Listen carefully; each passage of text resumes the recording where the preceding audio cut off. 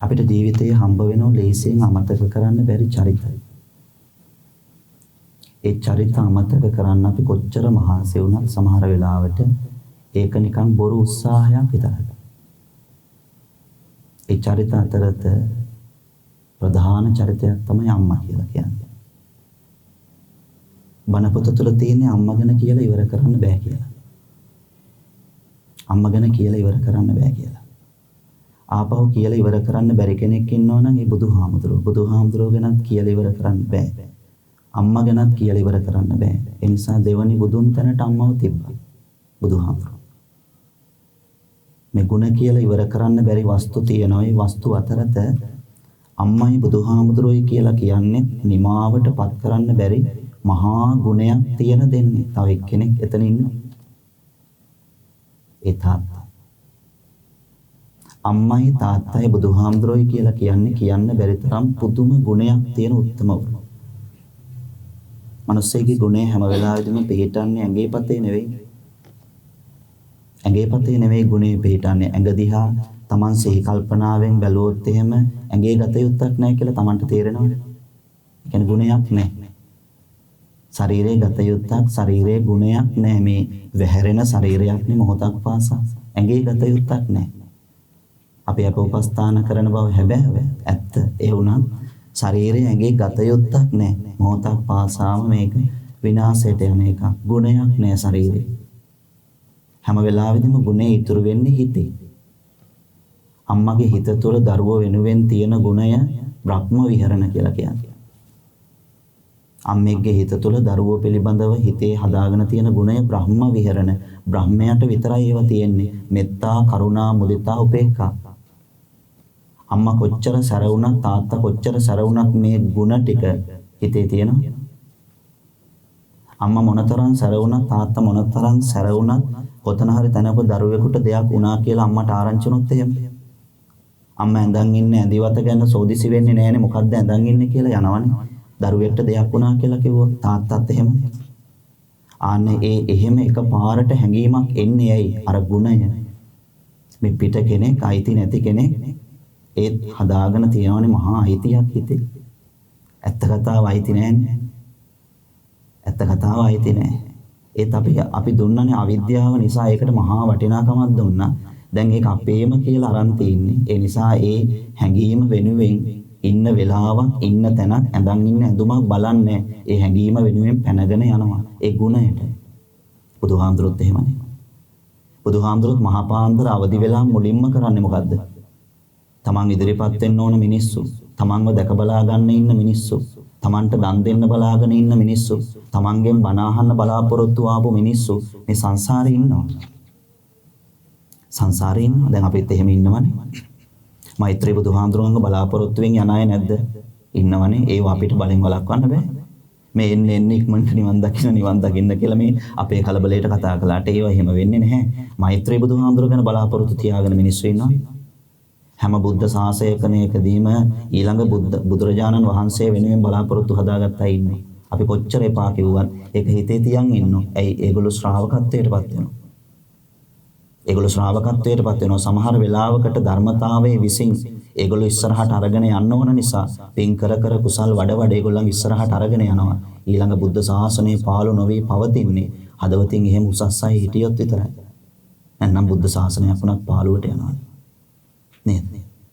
හදවතින් උසස් අය බුද්ධ ශාසනවල නැති වුණොත් බුද්ධ ශාසනයක් උනත් පාළුවට යනවා. හදවතින් උසස් කියලා කියන්නේ බණට වාඩි වෙනවා, පිරිතට වාඩි වෙනවා, බුද්ධ පූජාවට වාඩි වෙනවා, බෝධි පූජාවට වාඩි වෙනවා, දානෙට වාඩි වෙනවා. ආන්න ඒවනේ හදවතක උසස් ගුණ. බුදුහාමුදුරුවෝ උදේම බලන්නේ කවුද හම්බ වෙන්නේ ඉන්නේ කියලා. හම්බ වෙන්නේ ඉන්න අය බල යනවා. දානෙට විතරයි පොඩ්ඩක් නතර උනේ. පැය දෙකකට නිදාගන්න විතරයි පොඩ්ඩක් නතර උනේ. අනෙක් හැම තැනකදීම එක්ක වැඩ ඉන්නවා එක්ක ගමන් කරනවා. මග දිගට හම්බ වෙන මිනිස්සුම වාඩි කරව බණ කිව්වනේ බුදුහාමුදුරුවෝ. තමන්ගේ හිතෙන් බැලුවා ඒ ඇත්තගේ හදවත දිහා බලද්දි පෙනුණා බොහොම හොඳ කුසල ශක්තියක් තියෙනවා. බුදු කෙනෙක්ගේ වාසනාව ගන්න පුළුවන් කෙනෙක් එයා. ආන්නේ බලලා වාඩි කරව නවත්ත බණ කිව්වා බුදුහාමුදුරුවෝ. ධර්ම දේශනා කර මේ සත්‍යයන්ට කරුණාව අර අම්මා කෙනෙක් දරුවට තියෙන කරුණාව වගේ බුදුහාමුදුරන්ට මේ හැමෝම තමන්ගේ දරුවෝ වගේ මොනතරම් ආශ්චර්යමත් චරිතයක්ද බුද්ධ චරිතය. කොච්චර දෙයක්ද වඳින්න ලැබිච්චේ. මල පූජා කරන තැනට තමන්ගේ අත් දෙක එකතු වෙනවා කියලා කියන්නේ බුද්ධ චරිතයට නේද? හදවතෙන් උනත් තමන් නිකන් ඉන්න ගමන් අහලා බලන්න බුද්ධ කියන චරිතයට මල පූජා කරගන්න ලැබිච්ච එක කොච්චර භාග්‍යයක්ද කියලා. තමන්ගේ හිත තමන්ට උත්තර දෙනවා එතෙන්දී. බුද්ධ කියන චරිතයට බුද්ධ පූජාවක් තියාගන්න ලැබිච්ච එක කොච්චර භාග්‍යයක්ද? කී දහහක් මිනිස්සු මග ඇරුණද බුද්ධ පාත්‍රයට දාන ටිකක් බෙදා ගන්න හම්බ වුණේ නැහැ. විශාඛාවලට ළඟ ඉඳගෙන දන් දෙන්න පින තිබුණා. හම්බ වුණේ නැති මිනිස්සු කොච්චර හිටියද? ඒගොල්ලන්ට බුද්ධ පාත්‍රයට දාන ටිකක් බෙදා ගන්න හම්බ වුණේ නැහැ. ඇයි? සසර බුද්ධ පාත්‍රයට බෙදලා මදි. සසර බුද්ධ පාත්‍රයට බෙදලා මදි. ඒ කියන්නේ පාත්‍ර ගාන නෙවෙයි, ශ්‍රද්ධාව. බුද්ධ පාත්‍රයට බෙදනකොට එන්න ඕන ශ්‍රද්ධාව. නිකම් බෙදුවට වැඩක් නැහැ. හිඟන මිනිස්සෙකුට නැති බැරි මිනිස්සෙකුට බෙදන විදිහට බුද්ධ පාත්‍රයට බෙදලා හරියන්නේ නැහැ. ඒක වැඩක් නැහැ. වැඩක් නැහැ කියලා කියන්නේ ඒකේ ඵලය අඩුයි. බුද්ධ පාත්‍රයට බෙදනකොට එන්න ඕන ශ්‍රද්ධාව. බෙදන්නේ බත්තට 10ද ගැටලුවක් නැහැ. ඒ බත්තට 10 බෙදීම ගැන ශ්‍රද්ධාව එන්න ඕන. ඒක නිකන් උනන්නේ ශ්‍රද්ධාව නිකන් උනනවද? හිතට මේක බෙදන එක කොච්චර වටිනවද කියන එක පිළිබඳ තමන්ගේ හිතට නිකන් උනන්නේ නැහැනේ. ඒක උනන්න තමන් ඒ ගැන ඉගෙන ගන්න එපා. බුද්ධ පාත්‍රයට බත් ටික බෙදන එක බුදුහාමුදුරන්ට බුද්ධ චරිතයට බුදුපහන පත්තු කරන එක ඒවන්නේ පින්වතුනි හිතේ ඉහළම තියාගන්න ඕන චරිත නේද? බුද්ධ චරිතය තමයි හිතේ ඉහළම තියෙන්න ඕන චරිතය හැමදාකම නිවන් දකින තැන දක්වාම බුද්ධ චරිතයට තමයි හිතේ ඉහළම තැන දෙන්න ඕන. අනෙක් චරිත ඔක්කොම පල්ලෙහාට දාන්න ඕන. බුද්ධ චරිතයට පස්සේ අම්මා කියන චරිතය, ඊට පස්සේ තාත්තා කියන චරිතය, එතනින් පල්ලෙහා තමයි ඊළඟ ඒවා ඔක්කොම. බුද්ධ චරිතයට හිත දුන්නොත්, බුද්ධ චරිතයට හිතේ ඉඩ දුන්නොත් වරදින්නේ. බුදුහාමුදුරුවන්ගේ කරුණාවට අහු වෙන්න තමන්ගේ හිතේ තැන දීලා තියෙන්නම ඕන. තැන දීලා තියෙන්නම ඕන. නිකන් තැන දෙන්න බෑ. ශ්‍රද්ධාව තියෙන්න ඕන. ශ්‍රද්ධාව හැදුනොත් විතරයි තැන දෙන්න හිතෙන්නේ. ශ්‍රද්ධාව කියන්නේ ආදරය, ගෞරවය. බුදුහාමුදුරුවෝ ගැන ආදරය, ගෞරවය ඇති වෙන්නේ බණ අහනකොට. ඒ ආදරයට, ගෞරවයට බණ පොතේ තියෙන ලස්සනම වචනේ ශ්‍රද්ධාව. ඒකේ රාගයක් නැහැ. ඒ ශ්‍රද්ධාව කියන වචනේ කොච්චර ලස්සනට බුදුහාමුදුරුවෝ ගලපලා අරගෙන තියෙනවද? මේ වාග්මාලාවේ තියෙන ලස්සනම වචනේ දීලා තියෙන්නේ. සද්ධා ධනන්නේ. ඒවා එකව තමන්ගේ හිතේ ධනයක් විදිහට පරිස්සම් කරගන්න ඕන. මොකද ඒවා paludu වෙන්න තියෙන ප්‍රවණතාවය වැඩි. බුද්ධ රත්නය ගැන, ධර්ම රත්නය ගැන, සංඝ රත්නය ගැන හිත කැඩෙන්න තියෙන ප්‍රවණතාවය වැඩිද අඩුද? කොච්චර වැඩිද? කොච්චර වැඩිද? ඒ නිසා නැවත නැවත ධර්ම ශ්‍රවණය කරනකොට ඒකට තමන්ගේ හිතේ තැන දෙනවා. තමන්ගේ හිතේ බුදුහාමුදුරන්ට තැන දුන්නාම බුදුහාමුදුරෝ කවදා හරි දවසක තමන්ට තැන දෙනවා.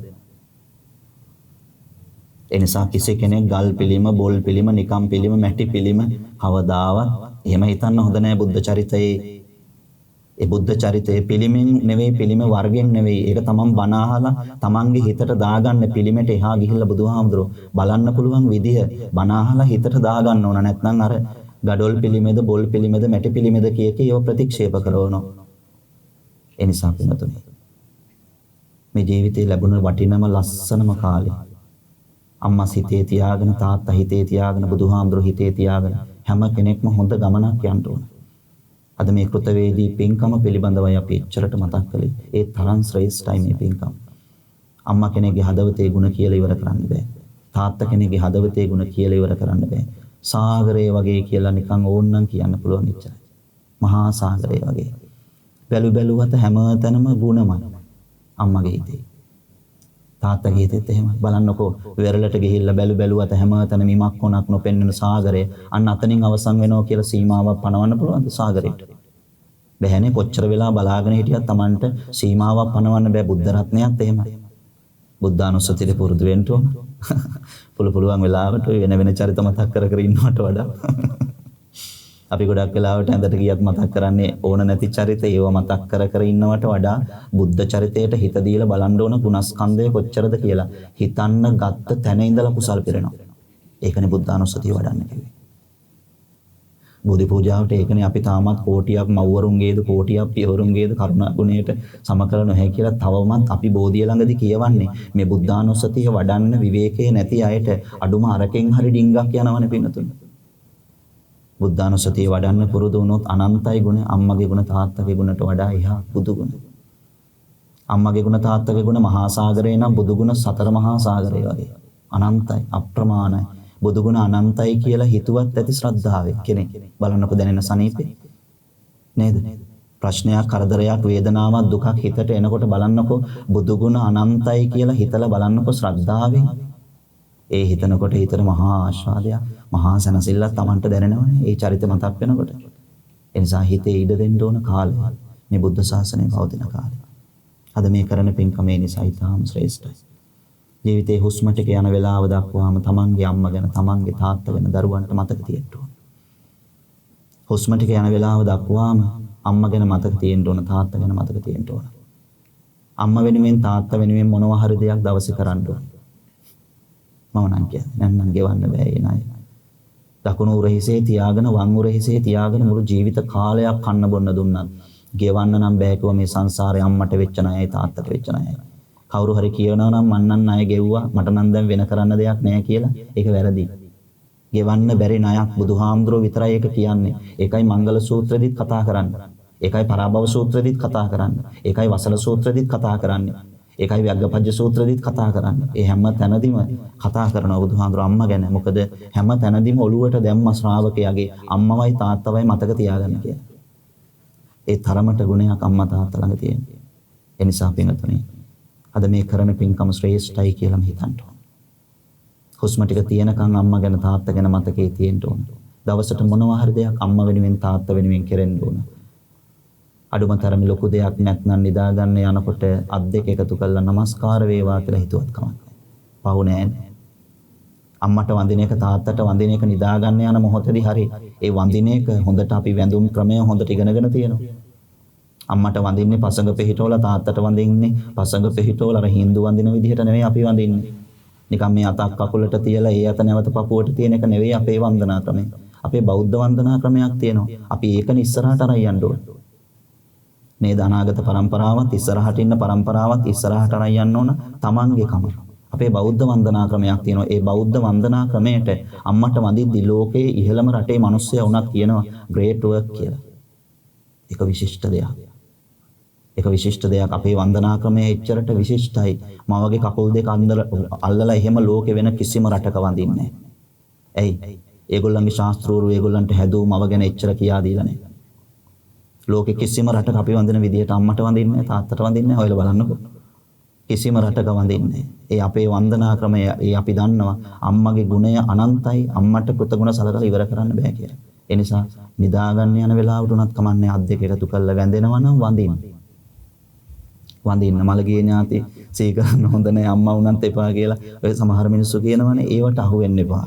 අම්මට වඳින්නේ අම්මා කළ උපස්ථාන ටිකට ණය ගවන්න බැරි වුණ හින්දා. ණය ගවන්න බැරි වුණ හින්දා. ඒ නිසා බුදුහාමුදුරේ ඒ තරමටම මේ ගැන කතා කරනවා පින්තුනේ. ඉතින් අද ඔබ එහෙමනම් එකතු වෙලා කරන්නේ අම්මට ඥාතිවරයාට පින් දෙන පින්කම. ඒකට තෝරාගත්තේ බණ පින්කමක්, ධර්ම දේශනාවක්. ඒක ශ්‍රේෂ්ඨයි. යම් කිසි කෙනෙක් අහනවා නම් ඒ අහන හැම කෙනෙකුටම ධර්ම දාණය වටිනවනේ ජීවිතේට. බණ ඇහුවේ නැතොත් මිනිස්සු තිරිසන් වෙනවා. යන්තම් හරි තමන්ගේ මනුස්ස ගුණ ටික රැකෙන්නේ බණ ටිකක් ඇහුවොත් විතරයි. ඒ නිසා බණ ටිකක් අහනකොට ආධ්‍යාත්මයත් ලස්සන වෙනවා. බොරු නෙමෙයි. ඇත්ත.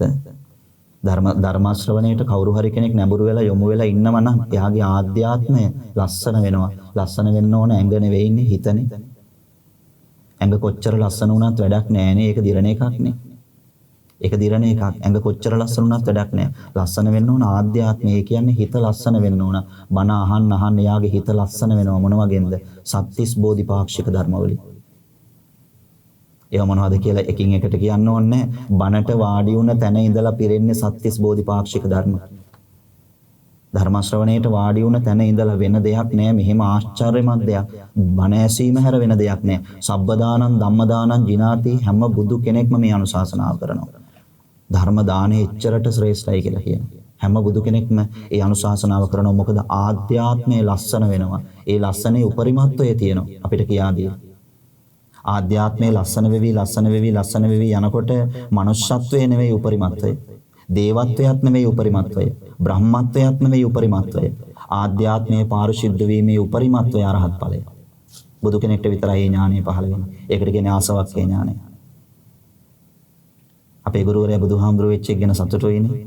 ඒ ඥානය මේ විශ්වය තුළ යම්කිසි පුද්ගලයෙක් පහළ කරගන්නවා නම් ආසවක්ඛ්‍ය ඥානය කියන දේ ඒක පහළ වෙන්නේ බුදුරජාණන් වහන්සේට විතරයි. බුදු කෙනෙක්ට විතරයි. වෙන කිසිම කෙනෙකුට ඒ ඥානය පහළ වෙන්නේ. බුදු කෙනෙක්ට විතරයි ඒ ඥානය පහළ වෙන්නේ. නිසා අපි අසුරු කරන බුදුහාමුදුරුවෝ එහෙම කෙනෙක්. මේ බෝධිපාක්ෂික ධර්ම සියල්ල උපකාර වෙන්නේ Tamanට නිවනට යන්න. බුදුහාමුදුරුවෝ වදාළේ නිවනට යන්න මහන්සිය. ජීවිතේ දිව්‍ය ලෝකෙන් නතර කරගන්න එපා. එතන ආවුෂ ගෙවිලා කවදා හරි දවසක චුත වෙන්න වෙනවා. එතනින් චුත වෙන්න වෙනකොට බොහෝ විට වැඩිපුර අය වැටෙන්නේ නිරයට කියලා. සූත්‍ර පිටකේ සංයුත්ත නිකායේ පංචගත පෙය්‍යාල වග්ගය තුල තියෙනවා පින්වතුනි දිව්‍ය තල වලින් චුත වෙනකොට චුත වෙන දෙවිවරු අති බහුතරයක් වැටෙන්නේ නිරයට කියලා. පින නැතුව. පින නැතුව. මනුස්ස ලෝකෙනොත් එහෙමයි. මනුස්ස ලෝකෙන් මරණයටපත් වෙනකොට වැඩිපුර වැටෙන්නේ නිරයට කිව්වා. නැවත මනුස්ස ලෝකයට ප්‍රතිසන්දිය හදාගන්නේ නැහැ කිව්වා. අපකාතේ සත්තායේ මනුස්සාචුතා මනුස්සේසු පච්චාජායන්ති. පසෝපත්තිය නැවත මනුස්ස ලෝකයට ගන්න අය ස්වල්පයි කිව්වා. ඒතේව බහුතරා සත්තා මැරෙන අයගෙන් අති බහුතරයක් සත්වයෝ මනුස්සාචුතා මනුස්ස ජීවිතෙන් චුත වෙනකොට නිරේ පච්චාජායන්ති පසෝපත්තිය නිරයට හදා ගන්නවා කිව්වා. ඒව ඇත්තයි. අපිට පේන්නේ තිරිසන් ලෝකේ විතරයිනේ. තිරිසන් ලෝකේ ඔලු ගෙඩි ගන්න ගණන් කරලා බලන්න කූඹින්ගේ විතරයි. මනුස්ස ලෝකේ මිනිස්සුන්ට වඩා තිරිසන් ලෝකේ කූඹින්ගේ ඔලු ගෙඩි ගන්න වැඩි. ඒ කියන්නේ කූඹි වැඩි.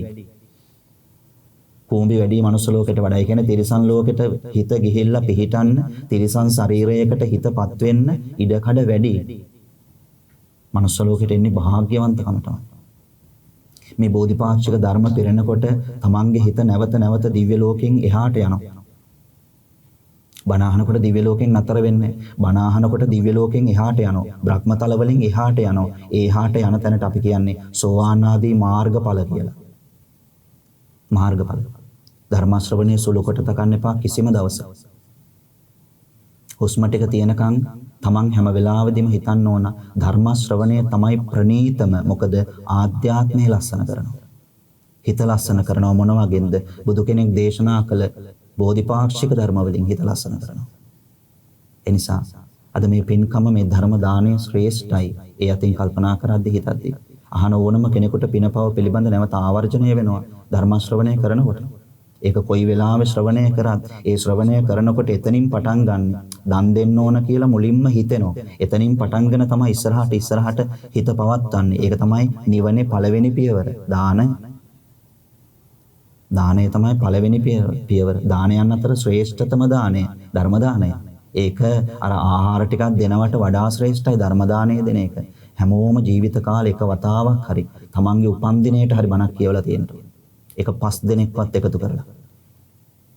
එක 5 දිනක්වත් එකතු කළා තමන්ගේ යාළුවෝ තමන්ගේ සම වයසේ 5-6 දිනක්වත් එකට එකතු කරගෙන ජීවිතේ එකපාරක් හරි ධර්ම දාණය තමන්ගේ හිතින් සිද්ධ වෙලා තියෙන්න ඕන. ඒක ලොකු සුදුසුකමක් නිවනට යන්න. ඒක ලොකු සුදුසුකමක් නිවනට යන්න. නැත්නම් මේ බුද්ධ ශාසනයකදී ලැබපු ජීවිතේ අපරාධ. බුද්ධ ශාසනයකදී ලැබපු ජීවිතේ අපරාධය අර කලාතුරකින් කරන්න ලැබෙනවා කියලා තියෙන ඒවා හොය බල කරන්න ඕන. ඒකනේ පරණ මිනිස්සු ඒවා නම් වශයෙන් අට මහා කුසල් කියලා වෙනම වෙන් කරලා තිබුණේ. අට මහා කුසල් කියලා වෙනම වෙන් කරලා තිබුණා. තුන් සිවුරෙන් අමතරව මිනිස්සු පිරිකර 5 වෙනම හදාගත්තා, 8 පිරිකර වෙනම හදාගත්තා, 12 පිරිකර වෙනම හදාගත්තා, 16 පිරිකර වෙනම හදාගත්තා. පුළුවන් විදිහට ඉතින්. ඒවට කවදාවත් දොස් කියන්න හොඳ නැහැ. ඒ මිනිස්සු මේ පරිස්කාර පූජාව ඇතුලේ තියෙන දේවල් පූජා කිරීම Tamanට කොච්චර උපකාර වෙනවද කියලා බණ පොතේ තියෙනවනේ. කුඩේ ඉඳලා සෙරප්පු දෙකේ ඉඳලා හැරමිටියේ ඉඳලා අත්වාරුවේ ඉඳලා පූජා කරන එක කොච්චර උපකාර වෙනවද? පූජා ලබන කෙනාට පරිහරණය කරන්න ඕන නැතුව ඇති. ඒව බලෙන් දෙන්න පුළුවන්. අපි මේ හැරමිටිය පූජා කරනවා ඔබ වහන්සේට ඉඳන් හැරමිටිය ගහන් යන්න ඕනේ කියලා. එහෙම ඒවා බලෙන් දෙන්න බැහැනේ. ඒ පූජාව ලබන කෙනාට ඒ අවශ්‍යතාවය නැති වෙන්නේ නැති. ඒ තමන් පූජා කරලා තියෙනවා. අත්වාරුව පූජා කරලා තියෙන්න ඕන. අත්වාරුව පූජා කරලා තිබුණ නැති වුණොත්, හැරමිටිය පූජා වෙලා තිබුණ නැති වුණොත් අතට කෝටු කෑල්ලක්වත් අහුවෙන්නේ නැහැ. නිකන් අද්දෝ යන්න වෙන්නේ. පාරවල දැකලා තියෙනවනේ. හැරමිටියක්වත් පූජා කරගන්න ලැබිලා නැහැ සසර. ඒ නිසා තමයි අත්වාරුවක්වත් Tamanට නැත්තේ. එහෙම යන තත්ත්වයට වැටෙනවා. පරණ මිනිස්සු මේවා නම් වශයෙන් බලාගත්තා. බුද්ධ ශාසනයකදී කලාතුරකින් කරන්න ලැබෙන පින්කම් ඒවා බල කරා. මතක තියාගෙන වැන්දා. 12 මස්ථාන සොළොස් මස්ථාන අටමස්ථාන කුඹුරේ වී ටික ගෙටගත්ත ගමන්ම පළවෙනි වී ටික වෙන් කරේ සොළොස් මස්ථාන වඳින්න යනකොට ශ්‍රී මහා බෝධියට පූජා කරන්න කියලා. නේද? ලිඳ කැපුවට පස්සේ ලිඳේ වතුර ටික මුලින්ම කලගෙඩියට අරගෙන තිබ්බේ රුවන්වැලි සෑයේ වඳිනකොට රුවන්වැලි සෑයට පූජා කරන්න ඕනේ කියලා. මිනිස්සුන්ගේ ආගමත් එක්ක තිබිච්ච බැඳීම ඒවට අද සේරම එකතු වෙලා බැන්නට. ආගමත් එක්ක තිබිච්ච බැඳීම අපේ රුවන්වැලි සෑය ළඟට යනකොට ගෙනිච්ච සිවුර රුවන්වැලි සෑයට ගැලපෙන සිවුරක්. බෝධින් වහන්සේ ළඟට යනකොට ගෙනිච්ච සිවුර බෝධින් වහන්සේට ගැලපෙන සිවුර. බෝධින් වහන්සේ වටේ යොතන්න ප්‍රමාණවත් වෙන සිවුර රුවන්වැලි සෑය වටේ යොතන්න ප්‍රමාණවත් නැහැ පොඩි. ඒ නිසා අපි ඒකේ ගානට යාර ගාන මීටර් ගාන බලලා අපි ඒකට ගැලපෙන්න ලෝභයක් නැතුව රෙද්ද කපලා අපි ගත්තා. රෙද්ද වියලා ගත්තා. පරණ මිනිස්සුත් එහෙම කරා. ඒවා තමයි ওই ඥාන වලින් එන්නේ. පරණ මිනිස්සුත් එහෙම කරා. තමන්ගේ කරේ දාගෙන ඉන්න සලුපොටෙන් රුවන්වැලි සෑයේ තියෙන තැන කොඩියක් හිටවලා මෙතන සෑයක් තියෙන්නේ කියලා බලන මිනිස්සුන්ට පෙන්වන්න තමන්ගේ කරේ තිබුණ සලුපොට කොඩියක් කරලා එතන ලෙල දෙන්න සැලැස්සුවා. ඒවා තමයි දැන් මේ දියුණු වෙලා තියෙන්නේ. කිසි දවසක ඒවට ගරහන්න හොඳ නැහැ. කිසි දවසක ගරහන්න හොඳ නැහැ. මේ බුද්ධ ශාසනය පවතින කාලේ කරන්න අමාරුම පින්කම් බලන්න. ඒවෙන් අමාරුයි කටින පින්කම්. ඒවා අමාරුයි. ප්‍රාර්ථනාව හරි තියන් ඉන්න. ප්‍රාර්ථනාව හරි තියන් ඉන්න. නිවන් දකින්න කලින් කොහොම හරි අවස්ථාවක මට කරගන්න ලැබේවා. ඒ කාන්තේම සිද්ධ වෙනවා. සම්බුද්ධ ශාසනය ගැන හිතාගෙන කවුරු හරි කෙනෙක් ප්‍රාර්ථනාවක් තියාගෙන හිටියොත් ඒක නිකලස් ගණයට වැටෙන ප්‍රාර්ථනාවක්. ඒක ඒ කාන්තේම කොතන හරි තැනක සිද්ධ වෙනවා. Tamanට පුළුවන් වෙනවා. කොච්චර භාග්‍යයක්ද? කොච්චර භාග්‍යයක්ද මේ සංඝ රත්නයත් එක්ක එකට එකතු වෙලා කරන දේවල්. කප්පානේ සත සහස්සානේ සංගේ දින්නන් අනස්සති. කල්ප 10000 ගාණක් යනකම්වත් ඒවට ලැබෙනේ පිනට ලැබෙනේ ආවුෂ ටික අවසන් වෙන්නේ නැහැ කිව්වා. සංඝ රත්නයක එකට එකතු වෙලා කරන වැඩ කටයුතු වලදී දන් දෙන ඒවා, සිල් රකින්න ඒවා, භාවනා කරන ඒවා, ආහාර පූජා කරන ඒවා, සිවුරු පූජා කරන ඒවා මේවා ටික කාලයයි අපිට කරන්න ලැබෙන්නේ. තව මහ කාලයක් නෑ. බුද්ධ ශාසනයත් යන්නේ නැති වෙන අතට නේද? සේරම දේවල් ගමන් කරන්නේ නැති වෙන අතට කියලා අපි දන්නවනේ. දන්නේ නැත්නම් ඉන්න ගමන් හිතන්න ඕන.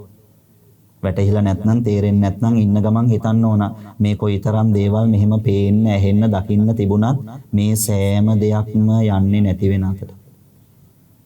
කෙස් ගහේ ඉඳලා තල ඇටේ ඉඳලා තමන්ගේ කියලා මොනවා හරි දෙයක් හිතේ තියන් ඉන්නවනම් ඒ තමන්ගේ කියලා ආත්ම දෘෂ්ටියෙන් අරගෙන ඉන්න සෑම දෙයක්ම නැති වෙන අතට යන්නේ. බුද්ධ ශාසනයත් එහෙම. බුද්ධ ශාසනයන් දවසක් පාසාම නැති වෙන අතට යන්නේ. ඒ නිසා බුද්ධ ශාසනය නැති වෙන අතට යනකොට මිනිස්සුන්ගේ ආයුෂ යන්නේ අඩු වෙන අතට. අඩු අතට. දවසින් දවස ආයුෂ දියුණු වෙනවා කියලා නම් හිතන්න එපා කොයි වෙලාවකදවත්. කණ්ණාඩියෙන් බලනකොට හිතෙන්නේවත් නැහැ. හිතෙන්නේ ආයුෂ දියුණු වෙනවා වගේ හැඟීමක්. තරුණ වයසේ ඉන්නකොට වැඩි. එන්න ලස්සන වෙනවා වගේ, එන්න පිරිපුන් වෙනවා වගේ, එන්න හැඩ වෙනවා වගේ හැඟීමක්. කණ්ණාඩියෙන් බලන්න හිතෙනවා. ඒ හැඟීම වැරදි. නේද? ඒ හැඟීම වැරදි. ඒ හැඟීම තියෙන්නේ අවිද්‍යාව, ඒ හැඟීම තියෙන්නේ මිත්‍යාව. ඒ හැඟීමේ බරපතල විදිහට පිටලා තියෙන සක්කාය දිට්ඨිය. එන්න ඕනම දෙයක් විනාශ අතර තමයි හැරෙන්නේ. ඕනම දෙයක් කෙස් ගහේ ඉඳලා හැමදේම එන්න දවසින් දවස නැති වෙන අතට තමයි හැරෙන්නේ. ඕන්නම් හිතලා බලන්න එකින් එකට හිතන්න හැම එකක්ම වැටෙන්නේ වචනය ඇතුළට. නැති වෙන අතට හැම දෙයක්ම යන්නේ. තමන්ගෙන් නැති වෙන අතට, තමන්ගෙන් අහිමි වෙන අතට, තමන්ගෙන් දුරස් වෙන අතට මේ අතපත ගාන ඇහැට දකින කනට අහන මේ සෑම දෙයක්ම දවසින් දවස ගමන් කරන්නේ නැති වෙන අතට. ඇත්තද බොරුද? ඇත්ත. සමහර වෙලාවට ඒව ඉස්සර වෙයි. සමහර වෙලාවට තමන් පහුවේ. සමහර තැනකදී තමන් ඉස්සර වෙයි. සමහර තැනකදී ඒව පහුවේ. ওই විදිහටයි වෙන්නේ. එක්ක තමන් ඉස්සර වෙනව නැත්නම් ඒව ඉස්සර වෙනව. ওই දෙකෙන් එකක් තමයි වෙන්නේ. නැති වෙන අතට යන සෑම දෙයක්ම ওই ධර්මතාවයටයි. බුද්ධ ශාසනයත් එහෙමයි. බුද්ධ ශාසනයත් එහෙමයි. කල්පනා කරලා පලනෙලා ගන්න ඕන. නැති වුණොත් අපරාධයක් වෙනවා. ජීවමාන බුදුහාමුදුරුවෝ වැඩ ඉන්න කාලේ පින් කුසල් තිබුණ ගොඩාක් උදවිය බුද්ධ ශාසනය පලනෙලා ගත්තා. ඒ අයකින් එක්කෙනෙක් තමයි කිසා ගෞතමී. බුද්ධ ශාසනය ලබන්න තියෙන ඉහළම ඵලය ලබා ගත්ත කිසා ගෞතමිය. උපකාර වුණේ මැරිච්ච දරුවා. කිසා ගෞතමියට කමටහන වුණේ දරුවා. මැරිච්ච දරුවා. දරුවා මැරුණට කිසා ගෞතමියගේ හිතට තාම එන්නේ මැරුණා කියලා. දරුවා මැරිලා. දැන් දරුවාට පණ නැහැ. දරුවා හුස්ම ගන්නෙ නැහැ. ඒත් කිසා ගෞතමියට අර දරුවට බැඳිලා තිබුණ බැඳීම කොච්චර දැඩිද කියනවනම් කිසා ගෞතමියගේ හිතට එන්නේ නැහැ දරුවා මැරිලා කියලා. දරුවා ජීවත් වෙනවා උඹලට පිස්සු කිව්වා. වෛද්‍යවරුන්ටත් එහෙම කියලා එයා එළියට බැස්සා. දරුවා අතපය හොලවන්නේ නැතිකොට කිසා ගෞතමිය දරුවන් වෛද්‍යවරු ළඟට අරන් ගියා. ඒගොල්ලෝ හැමෝම කිව්වා බලලා ඉවර වෙලා පපුවට අත තියලා නාඩි අල්ලලා කිව්වා දරුවා මැරිලා කියලා. දරුවා මැරිලා කිව්වා. උඹට මෙච්චර දෙයක්වත් තේරෙන්නේ නැද්ද? උඹලට පිස්සු කිව්වා. මගේ දරුවා මැරිලත් එකක් නැහැ කිව්වා. ඒ ආදරේ නැති. ඒ ආදරෙන් දරුවා මැරුණා කියලා කිව්වොත් අම්මෙක් විශ්වාස කරයිද? නෑ නේ. දරුවා මැරිලා කියලා කිව්වොත් අම්මෙක් විශ්වාස කරන්නේ නැහනේ. නිකන් ඒ වෙලාවෙම නිකන් hina ගිහිල්ලා කියන්නේ විහිළු නොකර ඉඳහන් පෞකාර කතා නොකිය ඉඳහන් කියලා ඇත්තම සිදුවීමක්. ඒත් විශ්වාස කරන්නේ නැහනේ. කිසා ගෞතමියත් එහෙම අම්මා කෙනෙක් නේ. එකම දරුවනේ. එතකොට වැඩිනේ. එකම දරුවා වෙනකොට වැඩිනේ කරණීයමෙත්ත සූත්‍රයේ තියෙනවනේ එකම දරුවා වෙනකොට මෛත්‍රිය වුණත් වැඩිනේ. මාතා යතා නියම් පුත්තං ආයුසායක පුත්ත මනුරක්කේ. එකම දරුවා වෙනකොට වැඩිනේ. කිසා ගෞතමියගේ එකම දරුවා.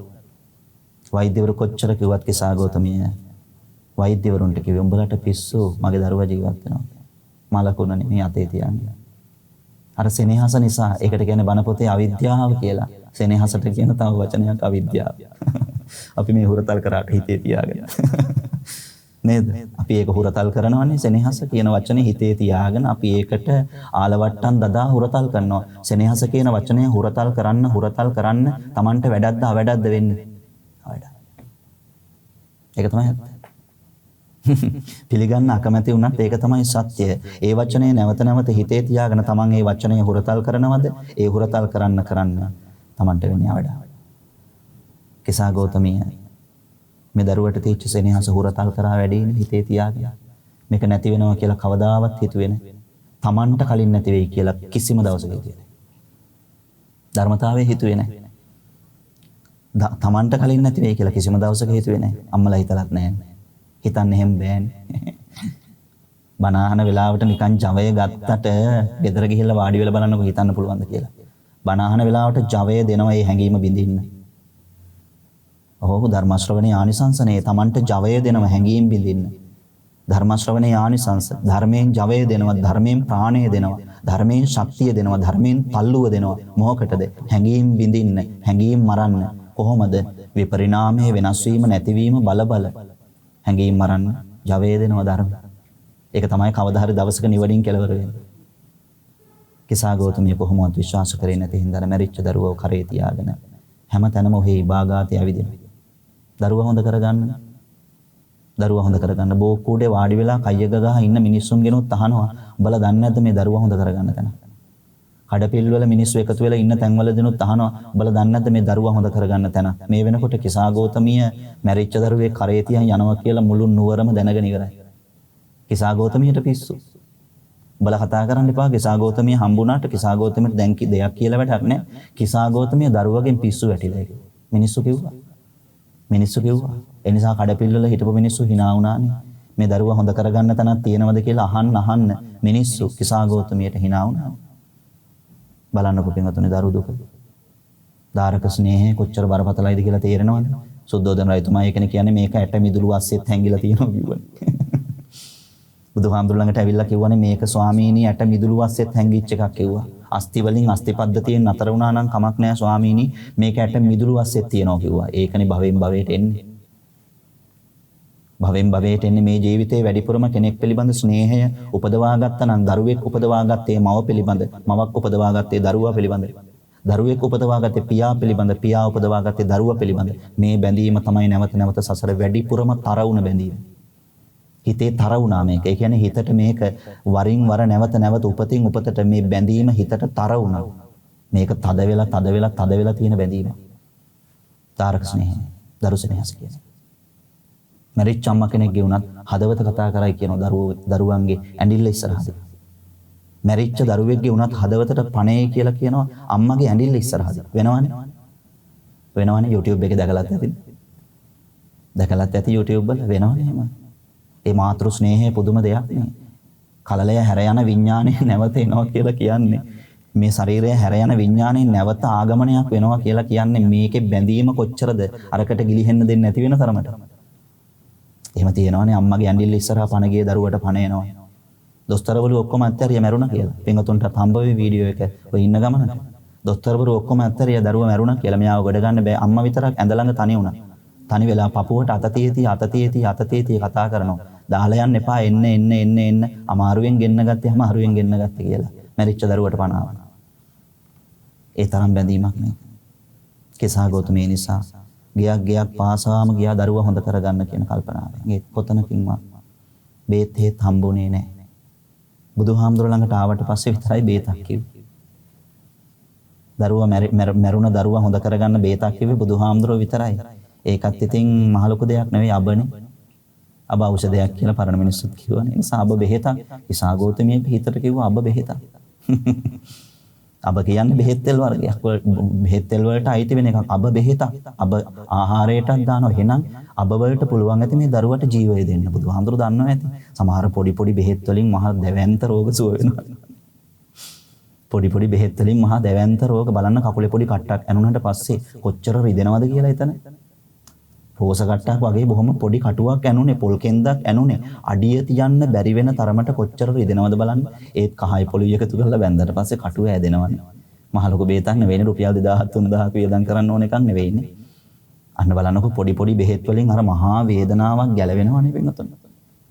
බුදුරජාණන් වහන්සේ නිසා අබ ගේන්න කිව්වට පස්සේ කිසාවගේ හිතට විශ්වාසයක් ආවා. අබ ඖෂධයක් නේ. ඒ නිසා අබ වලින් කරන බෙහෙතක් මුන්නහන්සේ දන්නව ඇති කියලා. කිසාවට කිව්වනේ නොමලගේකින් ගේන්න කියලා. ඒකත් කිව්වා. අබ කොහෙත් තියෙන බව ඇත්ත. ඒ වුණත් කිසාව ගේන්න ඕන නොමලගේකින්. මේකේ කෙමකුත් ඇති එහෙනම්. බෙහෙත් වලට කෙමක් තියෙනවනේ.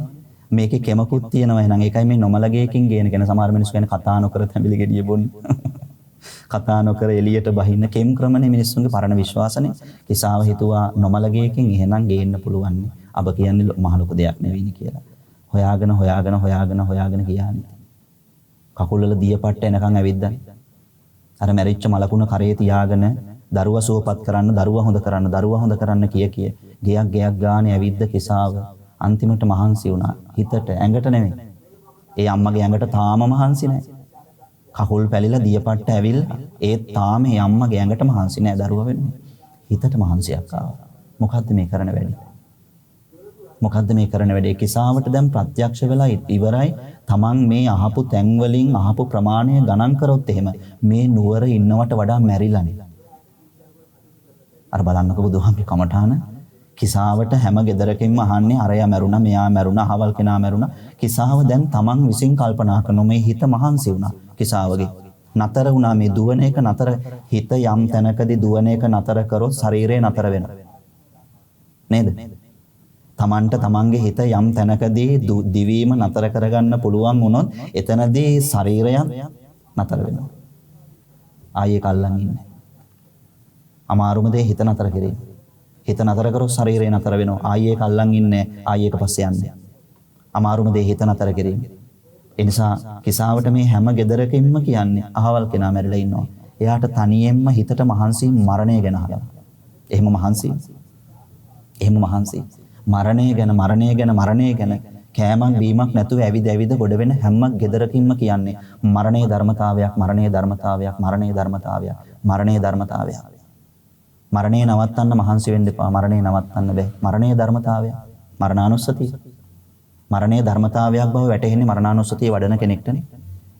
මරණානුස්සතිය වඩන කෙනෙක්ට මරණයේ ධර්මතාවයක් බව වැටහෙනවා. මිනි පෙට්ටියක් අරන් යනවා දකිනකොට හිතන්න මරණයේ ධර්මතාවයක් කියලා. පාට කරලා නැතුව ඇති. තාම හදපු ගමන් අලුතෙන්ම අරන් යන ඒව පස්සෙත් අපි සමහර වෙලාවට වාහනේ යන වෙනකොට අහු වෙනවනේ. ඒ අහු වෙනකොට පෙට්ටි ටික දකිනකොටත් හිතන්න ඒක අහක බලන්න එපා. ඒක තියෙන්න අරලා. මිනිස්සු ගොඩක් වෙලාවට ආපෝ මූසලයි ඔන්නෝක ඕවර්ටේක් කරන්න කියනවා. මිනි පෙට්ටි ලොරියක් පස්සේ යන එක මූසලයි ඔන්නෝක ඕවර්ටේක් කරන්න කියනවා ඉක්මනට. මිනි පෙට්ටි ලොරිය එච්චරට මූසලයි කියන්නේ. ඒත් අපිට අන්තිමට බහින්න වෙන්නේ මොකේද? ඒක තමයි. ඒ වෙලාවට ඒක මූසලයි කියලා හැඟුණට ඒ වෙලාවට ඒක නොපෙනෙන්න අහක බලා ගත්තට අපිට කවදා හරි දවසක හැමෝටම බහින්න වෙනවා ඒකට. අපි හැමෝටම බහින්න වෙනවා නම් මේ පෙට්ටිය මූසල වෙන්න බෑ. නේද? අපි හැමෝටම බහින්න වෙනවා නම් දවසක මේ පෙට්ටිය මූසල වෙන්න බෑ. ආන්න දකින්න හැම වෙලාවෙදිම හිතන්න මරණයේ ධර්මතාවයක්. හැඟීමෙන්ම හිතන්න වැඩෙනවා මරණානුස්සතිය. මරණානුස්සතිය වැඩෙනකොට තමන් මරණයට බය නැති වෙනවා. ඕනම වෙලාවක ශරීරය අත්හැරලා යන්න තමන් සූදානම් වෙනවා. මරණානුස්සතිය වැඩෙනකොට කිසා ගෞතමියට වැඩුණේ මරණානුස්සතිය. හැම ගෙදරකින්ම ඇහුනේ මරණය මරණය මරණය මරණය මරණය. මේක මනසට වදයක් වෙන තරමටම මේ වචනය පීඩාකාරී වුණා. නතර වෙලා කල්පනා කළා හැමතැනම මරණය. හැමතැනම මරණය. බලන තැන මරණය නැද්ද? හොඳට බලන්න මහ පොළොව දිහා. බලන තැන මරණය තියෙන්නේ. හොඳට බලන්න මහ පොළොව දිහා. ඇහැට පේන්නේ නැති කුඩා කෘමි සත්තු කොච්චර මැරිලා ඉන්නවද මේ තැන? අපේ කකුල් වලට පෑගිලා මැරුණායි. අපේ වාඩි වෙනකොට මැරුණායි. අපේ අතපය වල වැදිලා මැරුණායි. සමහර සත්තු ඉන්නව දරා ගන්න බෑ. දැන් ලේනෙක් වගේ සතෙක් අරගෙන බලන්න වාහනේ යට වෙන්නේ නැහැ. ඈත තියලා දකිද්දි දරා ගන්න බෑ. පපුව ස්වල්පයි. පපුව ස්වල්පයි. ගැස්ම ඕන වෙලාවක නතර වෙන ප්‍රවණතාවයේ වැඩි මේ සත්වයන්ගේ පපුව හයිය නැහැ. පපුව හයිය නැහැ. අපි හොඳට බැලුවොත් එහෙම මේ යවට හැමතැනම ඇස් දෙකට පේන්නේ මරණය තමයි. මේ යවට හැමතැනම මරණය. කූඹි ගොලක් හාරලා බැලුවත් ඇතුලේ වැඩිපුර පේන්නේ ආහාර නෙවෙයි. කූඹි ගොල ඇතුලේ වැඩිපුර තියෙන බිත්තර නෙවෙයි. කූඹි ගොල ඇතුලේ වැඩිපුර තියෙන්නේ මල කඳ මරණය. මරණය. කඩි ගොලක් වුණත් එහෙමයි. කූඹි ගොලක් වුණත් එහෙමයි. හැමතැනම වැඩිපුර පිහිටලා තියෙන දේ මරණය. මේ කතා කරන වෙලාවෙත් මැරෙන. නොනවත්වාම සිද්ධ වෙන ක්‍රියාවලිය ධර්මතාවයක් කියලා කියන්නේ ඒකනේ. යම්කිසි දෙයක් නොනවත්වාම සිද්ධ වෙන ක්‍රියාවක් නම් ඒක කිසිවෙකුට කිසිදු උපක්‍රමයකින් නවත්තන්න බැරි නම් ඒක ධර්මතාවය. ජරාවටපත් වීම ධර්මතාවය නවත්තන්න බෑ. ලෙඩවීම ධර්මතාවය නවත්තන්න බෑ. මරණය ධර්මතාවය නවත්තන්න බෑ. ඊතර වෙන්න අමාරුයි කිව්වා. නැවැත්තුවොත් ඊතර වෙනවා. නවත්තනකන් ඊතර වෙන්නේ නැහැ. ඊතර වෙන්න අමාරුයි. කිසාවට මේ කමටහන නැවත නැවත හිතට වැටෙනකොට කිසාව කල්පනා කළා මේක මගේ දරුවට විතරක් වෙන දෙයක් නෙවෙයි. මරණය කියන එක මගේ දරුවට විතරක් අයිති වෙලා තියෙන දෙයක් නෙවෙයි. එහෙනම් මරණය කියන එක සමස්තයටම අයිති වුණ පොදු ධර්මතාවයක්. සමස්තයටම අයිති වුණ ධර්මතාවයක්. කිසාව ප්‍රඥාවන්ත වුණා. ඒක තේරුම් ගන්න. ඒක ලේසියට තේරෙනවද? නෑ මිනිස්සු ෆොටෝ එක බල ෆොටෝ එක දිහා බල ඒක තුරුල් කර නැවත අඬනවනේ. ඇඳන් හිටපු කෝට් එක, ඇඳන් හිටපු කලිසම, ඇඳන් හිටපු කමීසේ, වැඩට ඇඳන් ගියේ එක, දාපු ටයි එක, සෙරප්පු දෙක ඕවා සේරම තැන් වල පරිස්සමට තිය නැවත මතක් කර ඇස් වලින් කඳුළු ආවේ නැතුණත් හිතින් අඬනවනේ. ඇයි? මරණය නොතේරී පවතින නිසා. හිතට මරණය තේරිලා නැහැනේ. ඒ මරණය තේරිලා නැති හින්දානේ අර අරමුණු වලට වැළපෙන්නේ, අර අරමුණු වලට අඬන්නේ. මරණය තේරිලා නැති නිසානේ. මරණය ධර්මතාවයකි. මරණ ධර්මයේ ඉක්මවා නැත කිසිවෙක්. එහෙමනේ තියෙන්නේ. ඒක අබින්හම් පච්ච වෙක්කිතබ්බං. බුදු කෙනෙක් අනුශාසනා කරනවා ශ්‍රාවකයින්ට තමන් මරණ ධර්මයේ ඉක්ම වූ කෙනෙක් නෙවෙයි. ඒක නැවත ප්‍රත්‍යවේක්ෂා කරන්න කියලා. කිසා ගෞතමියට වැටහුණා. මගේ දරුවට විතරක් සිද්ධ වෙන ධර්මතාවයක් නෙවෙයි මේක. සමස්තයටමයි තියෙන්නේ. කිසා ගෞතමිය මලකඳ වීසි කළා. බුදුහාමුදුර ළඟට ගියා. අබ හොයාගත්තද? ආපහු එනකම් බලාගෙන හිටියේ දන්නව බුදුරජාණන් වහන්සේ කිසාවගේ ටර්නින් පොයින්ට් එක. හැරවුම් ලක්ෂය බුදුහාමුදුර දන්නවා. කිසා ගෞතමිය කොයි වෙලාවක හරියව මලකඳ වීසි කළා හැරෙනවා ආපහු පන්සලට. මට මේක තේරුම් කරවන්න ඔබ වහන්සේට විතරයි පුළුවන් උනේ කියන හැඟීම මලකඳ වීසි කරනකොටම කිසාවගේ හිතට එනවා. බුද්ධ ගෞරවය එනවා. රූපෙට නෙවෙයි හදවතට. හදවතට එනවා බුදුහාමුදුරුව පිළිබඳව ගෞරවය. බුදුහාමගේ හදවත ගැන ගෞරවයක් එනවා. ඒක කිසි දවසක බිඳින්න බෑ. කිසාවගේ ගෞරවය, ශාස්ත්‍රෝ ගෞරවය. සෝවාන් ඵලයේදී Tamanට අත් වෙනවනේ ඒක. ඒ ඉරණම Tamanට අත් වෙනවා සෝවාන් ඵලයේදී. කොච්චර වාසනාවන්ත ඉරණමක්ද ඒක. ශාස්ත්‍රෝ ගෞරවය නොනැසී පවතින දෙයක් බවට Tamanගේ හිතේ ස්ථාවර වෙනවා. බුදුහාමුදුරුව පිළිබඳ කිසිදු දවසක ශ්‍රද්ධාව බිඳෙන්නේ නැහැ. ඉන්මතුවට භව හතක් යනකම්. භව හතක් පුරාවට විතරයි සෝවාන් ඵලයටපත් වෙන කෙනෙක් ඉන්නේ. ඒකත් ධර්මතාවයක්. කිසිදු අවස්ථාවක ශාස්ත්‍රෝ ගෞරවය බිඳෙන්නේ නැහැ. ස්ථාවරත්වයටපත් වෙලා බුදුහාමුදුරුවගේ හදවත දැකලා. කිසා ගෞතමිය හැරෙන බව දැනන් හිටපු හින්දා මේ කමටහනින් කිසා ගෞතමිය හැරෙන වෙලාව බුදුහාමුදුරුවෝ බලන් හිටියා. දැක්කා. කිසාව හැරුණ පන්සලට. නිකන් නෙවෙයි හැරුණේ. මෙච්චර දවසක් අර කරේ තියාගෙන හිටපු මලකඳ සොහනට වීසි කළා. කිසාව හැරෙන්නේ. දැන් ලේසි කියා දෙන්න. කිසාව බුදුහාමුදුරුවෝ ළඟට ආවා. සොයාගත්තද කිසාව අබ කියලා ඇහුවට පස්සේ ස්වාමීනි ගියේ මම අබ හොයන්න. ඒ වුණත් මට හම්බුනේ මරණය කියලා. ස්වාමීනි මං අබ හොයන්න ගියේ ඔබ වහන්සේගේ වචනෙට. ඒත් මට ඒ ගිය ගමනේදී මරණය හම්බුණා කිව්වා. ආන්න එතනදී භාග්‍යතුන් වහන්සේ කිසා ගෞතමිය ආරම්භ කරගෙන අපි මේ මාතෘකා කළ ගාථා දේශනාව දේශනා කළා. තම්පුත්ත පසු සම්මත්තං ව්‍යාසත්ත මනසං නරං සුත්තං ගාමං මහෝගෝව මච්චුවාදාය ගච්ඡති කියන ගාථා දේශනාව. දරුවන් නාමෙන් වෙන වෙන නම් වලින් මොනතරම් දේවල් මොනතරම් වස්තු සම්පත්තිය තමන් රැස් කරගෙන හිටියත් මාරයා එන කොයි වෙලාවකදී හරි තමන්ට සියල්ල අත්හැරලා දාලා යන්න වෙනවා කිසාවසුල. ඒක සිද්ධ වෙන්නේ හරියට නිදාගෙන ඉන්න ගමක් ගම් වතුරකින් යට කරලා හොදලා යනවා වගේ මේ වස්තු කාම ක්ලේශ කාම වලට හිත ඇලිලා තියෙන තාක්කල් තමන් දන්නේ නැහැ කිව්වා තමන් ජීවත් වෙන්නේ මරණයත් එක්ක කියලා. වස්තු කාම වලට ක්ලේශ කාම වලට හිත නැවත නැවත ඇලිලා තියෙන තාක්කල් තමන්ට වැටහෙන්නේ නැහැ කිව්වා තමන් මේ ජීවත් වෙන්නේ මරණයක් කර තියාගෙන කියලා.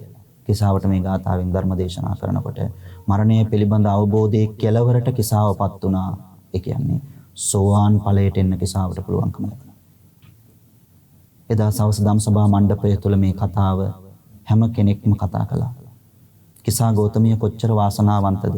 මැරිච්ච තමන්ගේ දරුවගේ මලකුණෙන් ජීවිතයේ තේරුම් අරගෙන කිසාව මේ ධර්ම මාර්ගයට ප්‍රවිෂ්ඨ වුණ කාන්තාවක් නේ කියලා හැමෝම කතා කරනකොට බුදුරජාණන් වහන්සේ ධම්සභා මණ්ඩපයට වැඩියා. මහණෙනි එන්න වඩින්ට කලින් මොනවද හුවා කතා කළේ? එතකොට කිව්වා ස්වාමීනි කිසා ගෞතමිය ගැන හැමෝම කතා වෙන්න කිව්වා. ආනෙදා ධම්සභා මණ්ඩපය තුළ මේ ගාථා දේශනාවෙන් බුදුරජාණන් වහන්සේ ධර්ම දේශනාව පැවැත්තුවා. ධර්මානුශාසනාව හමාර වෙනකොට සෝවාන් ආදී මාර්ගඵල පිළිවෙලින් ප්‍රත්‍යක්ෂව ලබන අමා මහ නිවන් සම්පත්තිය දක්වා හිත උත්සාහවත් කරන්නට වාසනා ශක්තිය තිබුණ බොහෝ උදවිය එදා ඒ ධම්සභා මණ්ඩපය තුළ නිවන් සම්පත්තිය දක්වාම හිත උත්සාහවත් කරගත්තා. ඉන් පිටත ධර්මාවබෝධය ලබාගත් බොහෝ උදවිය තව තවත් ධර්මාවබෝධයෙන් හිත ඉහළටපත් කරගත්තා. මේ උතුම් ධම්සභා මණ්ඩපය තුළ සූත්‍ර පිටකේ කුද්දක නිකායේ ධම්මපදයේ මාර්ග වග්ගය අසුරු කරගෙන දේශනා කළ තම්පුත්ත පසු සම්මත්තං ව්‍යාසත්ත මනසං නරං කියන ගාථා දේශනාව ඔස්සේ ලෞතර බුදුරජාණන් වහන්සේගේ ශ්‍රී මුඛ දේශනාව ඔස්සේ ධර්ම ශ්‍රවණය කළා වූ පින්වත් ඔබට මේ සසර ගමන කොතන හරි තැනක පින් කුසල් මෝරනවද? ඒ පින් කුසල් මෝරන මොහොත තුළ උතුම් ධර්මාවබෝධයෙන් භව ගමන කෙලවර වේවා. එහෙමනම් මේ විදිහට කල්පනා කරගමු. සමන්ත චක්කවාලේසු කියන දේවතා ආරාධනාව සිද්ධ කරනවා සමග අල්පේශාක්‍ය මහේශාක්‍ය සම්‍යක් දෘෂ්ටික ඉෂ්ට දේවතාවරු දේවතාවියන් ප්‍රධාන යම්තාක් දේව දේවී සමූහය ඔබෙන් මගෙන් අපෙන් පුණ්‍යානුමෝදනාවන් ලබන්නට කැමති වෙනවද බලාපොරොත්තු වෙනවද? එසේ පින් ගන්න කැමති වන බලාපොරොත්තු වන සිළු දෙවියන්ට මේ රැස් කරගත්ත පින්පෙත් අනුමෝදන් කරන අනුමෝදන් වෙත්වා පුණ්‍යානුමෝදනාවන් ලබන දෙවියන්ගේ දේවානුභාව සම්පත්තිය වැඩේවා දිව්‍ය අසීසුරු සම්පත් වැඩේවා. ඔබ හැම දිනාගේම ජීවිතවල සුභ සිද්ධිය පිණිස අභිවෘද්ධිය පිණිස දෙවියන්ගේ දේවාශිර්වාදය ලැබේවා. දෙවියන්ට නිවන් සම්පත් පිණිස මේ පින් හේතු වාසනා වේවා කියලා ප්‍රාර්ථනා කරමු. ධර්මානුශාසනාව ශ්‍රවණය කළ ඔබ යම් කෙනෙක්ගේ නමක් ගමක් සිහිපත් කරලා පින් දෙනවද ඒ ඇත්තන්ටත් ඔබ අපි හැම දිනාගේම මව් පාර්ශ්ව පිය පාර්ශ්ව නියෝජනය කරමින් මෙලවහල යම් තාක් ඥාතිවරු අද මේ පින්කම දැකලා බලලා සතුටු වෙලා පුණ්‍යානුමෝදනාවන් ලබන්නට කැමති වෙනවද බලාපොරොත්තු වෙනවද? එසේ පින් ගන්න කැමති වන බලාපොරොත්තු වන සියලු සංසාරගත ඥාතිවරුන්ට මේ දෙන කරන ප්‍රාර්ථනාවට අනුව පුණ්‍යානුමෝදනාවන් ලබත්වා. පින්පෙත් අනුමෝදන් වන සියලු ඥාතිවරු සුවපත් භාවයට සපවත් භාවයට පත්වෙත්වා. ප්‍රාර්ථනීය බෝධියකින් නිවන් දකිත්වා කියලා ප්‍රාර්ථනා කරමු. ධර්මානුශාසනාව ශ්‍රවණය කළ ශ්‍රාවක පින්වතුන් හැම දිනාටම මේ ආශිර්වාදය ලැබේවා. පූජ්‍යතර මහා සංඝරත්නයටත් අපගේ ආචාර්ය උපාධ්‍යයන් වහන්සේලාටත් ඔබ අපි හැම දිනාගේම මව්දෙමව්පියන්ගේ ජීවිතවලටත් මේ පින්පෙත්වල බලවත් ආශිර්වාදය ලැබේවා. කායික නිරෝගී භාවයේ මානසික සුවපත් භාවයේ ඇතුව තව চিරාත් කාලයක් මේ මනුස්ස ජීවිතයේ පූර්ණාංශ වින්දනය කරමින් දම්පින් කරන්න පින් කුසල් වඩන ධර්ම ශ්‍රවණය කරන්න හිතගත නැඹුරු වේවා. තුනුරුවන් සරණින් සුවපත් වේවා කියලා ආශිර්වාද කරනවා. අවසාන වශයෙන් ධර්මානුශාසනාව ශ්‍රවණය කළ පින්වතුන්ටත් ධර්මානුශාසනාව පවත්වන්නට යෙදුන අපට සම්මා සම්බුද්ධත්වය, පසේ බුද්ධත්වය, මහරහත් භාවය කියන තුන්තරා බෝධියෙන් ඔබ ප්‍රාර්ථනා කරන අරමුණු කරන අප ප්‍රාර්ථනා කරන අරමුණු කරන නිර්වාණ බෝධියක් වෙනවද? එකේ නිර්වාණ බෝධියට පැමිණ ජාතියක්, ජරාවක්, ව්‍යාධියක්, මරණයක් නැති සදාකාලික සුව ඇති අමා මහ නිවනින් සැනසීම පිණිස මේ මහානිසංසදායක කුසල කර්මය හේතු වේවා වාසනා වේවායි සිතා සාදර සිතින් යුක්තව චිත්ත ප්‍රීතියෙන් සාදු කියා පින් අනුමෝදන් විය යුතුයි. ආකාසට්ඨා ච බුම්මට්ඨා දේවා නාග මහිද්దికා පුඤ්ඤන්තං අනුමෝදිත්වා චිරං රක්칸තු ශාසනං ආකාසට්ඨා ච බුම්මට්ඨා දේවා නාග මහිද්దికා පුඤ්ඤන්තං අනුමෝදිත්වා චිරං රක්ඛන්තු ශාසනං ආකාසට්ඨා ච බුම්මට්ඨා දේවා නාග මහිද්దికා පුඤ්ඤන්තං අනුමෝදිත්වා චිරං රක්ඛන්තු ශාසනං